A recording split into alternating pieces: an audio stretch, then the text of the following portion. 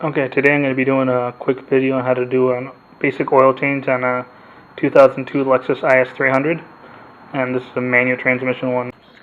Okay, and the first thing you're going to want to do is go ahead and jack the vehicle up, put the parking brake on, put it in gear if it's manual, so it doesn't roll back.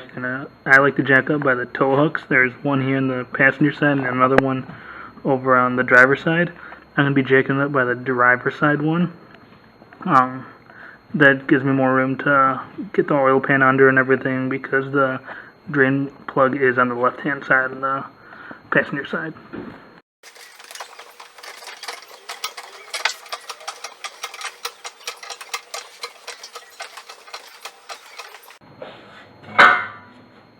Okay, and make sure you also stick a jack stand up under there.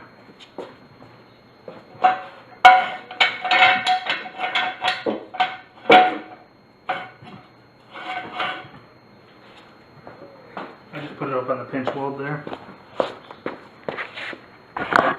And then right up under here, you can see the drain plug right there. A little hard to see under here, but it's there. That's the one you're going to be draining from. Okay, and I'm going to go ahead and drain the oil now. I got my oil pan up under here. And it's a 14 millimeter on mine, but if you've changed out the plug before, the size can vary. The aftermarket ones aren't always standard size. So I'm going to ratchet here. A little tight, but it's coming off.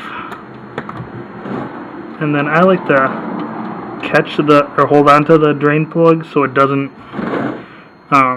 get lost in the pan. Then I gotta dig for it. So there it goes. There's all the oil coming out.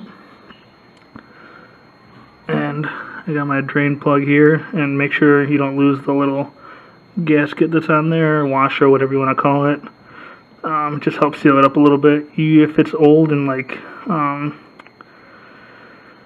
really flattened out, it's a good idea to change it out, but it's not necessary. I've had this car for almost 2 years, and I've been using the same one, and there's no leaks or anything from the drain plug, at least. I mean, there's some other oil down here, but that's nothing from the plug itself.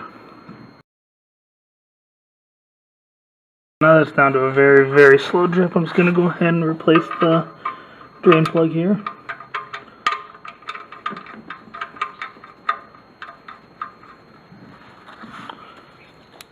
Just finger tight first. You don't want to cross thread it, and then just snug it up. You can torque this too to the manufacturer spec if you want.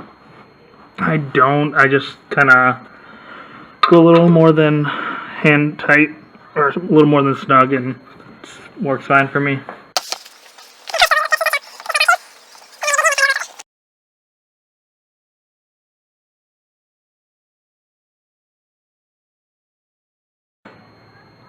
Okay, so I'm over here on the passenger side. You can see the oil filter right there. Basically, you follow the strut tower, go right down there, you'll see it. It's kind of a pain to get out. See if I can do this one-handed. I may not be able to, but we'll see.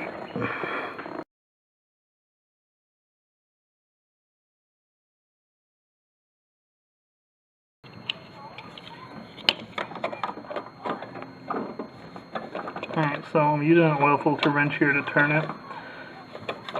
I did this last time hand tight, but this isn't a filter with a grip on it or anything, so it's a little hard to take off by hand, especially with oily hands. Especially with gloves too, because I'm wearing gloves, so I got it moved a few turns with the wrench, so I'm going to see if I can now do it by hand. Yep, it's going by hand now. And the hard part, at least for me, is getting it out of here without dropping it. But, oh, there we go. Came out first try. So, there's our old filter. Then I'll put the new one here in just a sec. Okay, so here's the new filter, and I took a little bit of oil, put it on my finger, and just put it around the gasket there. Now I'm going to go ahead and put it back in, hopefully without dropping it. This is one of my least favorite cars to do this on. I'm sure there's worse, but as far as the cars I've been, and I dropped it. Awesome.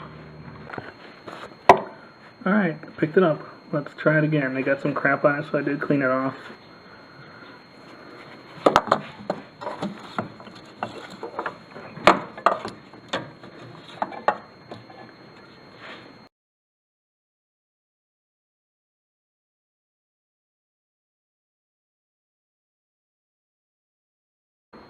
Alright, and that is it. I took the oil pan out, or oil drain pan out, dumped all the old stuff into that container there. I'm going to take it back to the parts store to recycle it. Most any parts store will take oil for recycling. AutoZone, O'Reilly, Advanced, all the big chains, even Walmart will take it. So, make sure you do that afterwards. But overall, very easy job, but the oil filter is kind of a pain. So any questions, comments, concerns, leave them in the comment section. Thanks.